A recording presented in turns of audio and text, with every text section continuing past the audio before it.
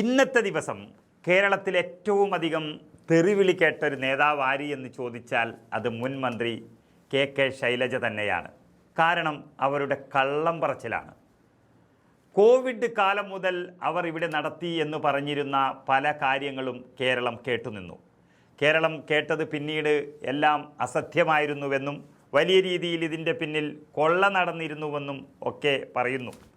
അതൊക്കെ അന്വേഷിച്ച് കണ്ടെത്തേണ്ടതുണ്ട്. ഇപ്പോൾ തെരഞ്ഞെടുപ്പ് അടുക്കുമ്പോൾ കെ ശൈലജ എന്ന നേതാവ് അവരുടെ പ്രവർത്തനം സാധാരണ നിലയിൽ നിന്നും മാറ്റി ജനങ്ങളുടെ ഇടയിലേക്ക് ഇറങ്ങി പച്ചക്കള്ളം പറയുന്ന തരത്തിലേക്ക് മാറ്റിയിരിക്കുകയാണ്.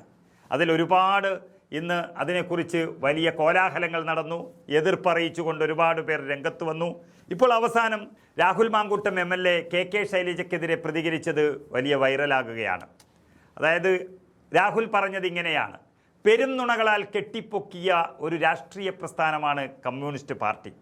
പഴയകാല കമ്മ്യൂണിസ്റ്റ് നേതാക്കന്മാർ സൈദ്ധാന്തികമായി കള്ളങ്ങൾ പറഞ്ഞ് പൊതുബോധങ്ങൾ സൃഷ്ടിച്ചിരുന്നുവെങ്കിൽ പുതിയ കാലത്ത് അതിന് കഴിവില്ലാത്ത കുറേ നേതാക്കൾ പച്ചക്ക് വന്ന് കള്ളം പറയുന്നു. പറയുന്ന കള്ളം പിടിക്കപ്പെട്ടാലും ഒരു ജാള്യതയുമില്ലാതെ പിന്നെയും അതിനെ ന്യായീകരിക്കാനും അവർക്കൊരു മടിയുമില്ല. പുതിയ കാലത്തെ PR നിർമ്മിതികളിലെ ഏറ്റവും ഫേക്കായ ഒരു നേതാവാണ് ശ്രീമതി ശൈലജ. അതവർ പല കുറി തെളിയിച്ചിട്ടുമുണ്ട്. ഇന്നലെ തന്നെ നോക്കൂ, കുറേ സാധുക്കളായ നിഷ്കളങ്കരായ തൊഴിലുറപ്പ് തൊഴിലാളികളായ അമ്മമാരോട് എത്ര മനസ്താപമില്ലാതെയാണ് ഈ തൊഴിലുറപ്പ് പദ്ധതി CPM കൊണ്ടുവന്നതാണ് എന്ന് കള്ളം പറയുന്നത്. കോൺഗ്രസ് കൊണ്ടുവന്ന ഒരു പദ്ധതിയാണ് തൊഴിലുറപ്പ് എന്ന് എല്ലാവർക്കും നല്ല ബോധ്യമുണ്ടായിട്ടും അങ്ങനെ ഒരു കള്ളം പറയാൻ അവർക്കൊരു മടിയും ഉണ്ടായിട്ടില്ല. ഓണത്തിന് അലവൻസ് തരുന്നത് കേരളത്തിൽ മാത്രമാണെന്നും മറ്റൊരു സംസ്ഥാനത്തും അത് ഇല്ല എന്നും അതിന് കാരണം LDF സർക്കാരാണെന്നുമൊക്കെ പറയുന്നത് മണ്ടത്തരമാണെന്ന് അവർക്ക് അറിയാഞ്ഞിട്ടല്ല. അങ്ങനെയുള്ള ആ സാധു അമ്മമാരുടെ നിസ്സഹായതയും പ്രാരാബ്ധത്തെയും ചൂഷണം ചെയ്തുകൊണ്ട് തങ്ങൾക്ക് വോട്ട് കൂട്ടാൻ ശ്രമിക്കുകയാണ് ഇപ്പോഴും കെ ശൈലജ. പെൻഷൻ വാങ്ങി തിന്നിട്ട് നന്ദികേട് കാണിച്ചു എന്ന MM മണി പറയുന്നതിൻ്റെ നാടകീയ വേർഷനാണ് ശ്രീമതി ശൈലജ ഇപ്പോൾ പറയുന്നത്. ഈ പെരും നുണകൾ ഈ നാട് തിരിച്ചറിയും എന്ന് പറഞ്ഞുകൊണ്ടാണ് രാഹുൽ മാങ്കൂട്ടം അദ്ദേഹത്തിൻ്റെ കുറിപ്പ് അവസാനിപ്പിക്കുന്നത്. ഏതായാലും കെ ശൈലജയെ കുറച്ച് നാളുകൾക്ക് മുൻപ് വരെ, അല്ലെങ്കിൽ ഒരു 5 വർഷങ്ങൾക്ക് മുൻപൊക്കെ വലിയ രീതിയിൽ ആരാധിക്കുന്ന ഒരു സംസ്ഥാനമായിരുന്നു കേരളം.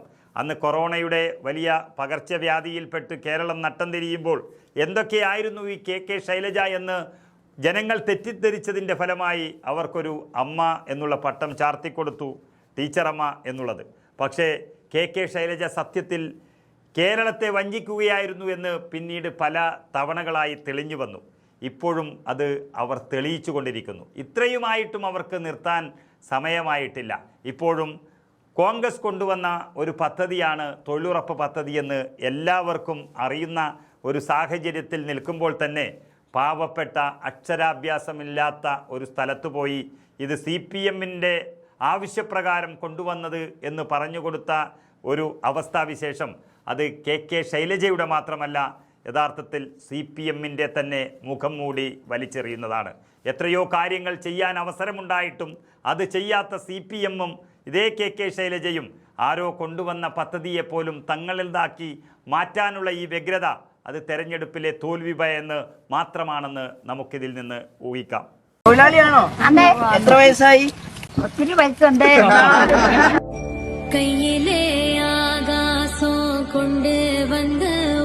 നമ്മുടെ പദ്ധതിയുടെ പേരെന്താ? മഹാത്മാഗാന്ധി ഗ്രാമീണ തൊഴിലുറപ്പ് പദ്ധതി.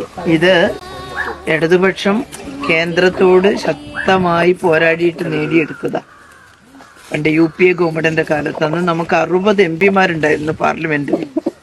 ഇടതുപക്ഷത്തിന് കൂടുതൽ സീറ്റ് കിട്ടിയാലുള്ള ഗുണമാണ് തൊഴിലുറപ്പ് പദ്ധതി. നമ്മൾ പറഞ്ഞു BJP വരാതിരിക്കാൻ നിങ്ങൾക്ക് പിന്തുണ തരാം, പക്ഷേ ഒരു കരാറുണ്ട്, ഞങ്ങൾ പറയുന്ന 1-2 കാര്യങ്ങൾ നടപ്പിലാക്കണം നിർബന്ധമായിട്ടും, അല്ലേ?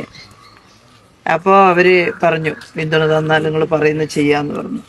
അതിൽ നമ്മൾ അങ്ങോട്ട് പറഞ്ഞിട്ടുള്ള ഏറ്റവും പ്രധാനപ്പെട്ട ഒരു കാര്യമാണ് ഇന്ത്യ രാജ്യത്ത് ഒരു കുടുംബത്തിൽ ഒരാൾക്കെങ്കിലും തൊഴിൽ ഗവൺമെന്റ് നൽകണം, കൂലി നൽകണം.